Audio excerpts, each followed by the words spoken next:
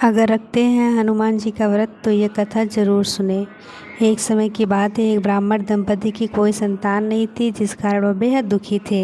एक समय ब्राह्मण वन में हनुमान जी की पूजा करने गया। वहाँ उसने पूजा के साथ महावीर जी से एक पुत्र की कामना की। घर पर उसकी स्त्री भी पुत्र की प्राप्ति के लिए मंगलवार का व्रत करती थी।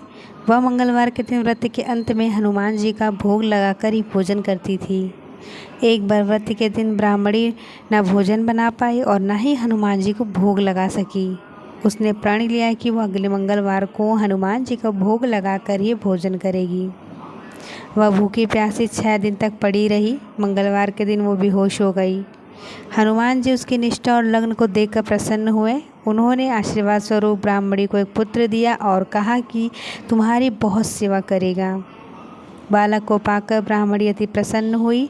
उसने बालक का नाम मंगल रखा। कुछ समय उपरांत जब ब्राह्मण घर आया तो बालक को देख पूछा कि वह कौन है। पत्नी बोली कि मंगलवार का व्रत से प्रसन्न होकर हनुमान जी ने यह बालक दिया है। ब्राह्मण को अपनी पत्नी पर विश्वास नहीं हुआ। एक दिन मौका देख ब्राह्मण ने बालक को कुएं में गिरा दिया। घर पर लौटने पर ब्राह्मणी ने पूछा कि मंगल कहाँ है।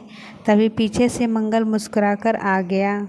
उसे वापस देखकर ब्राह्मण आश्चर्यचकित रह गया।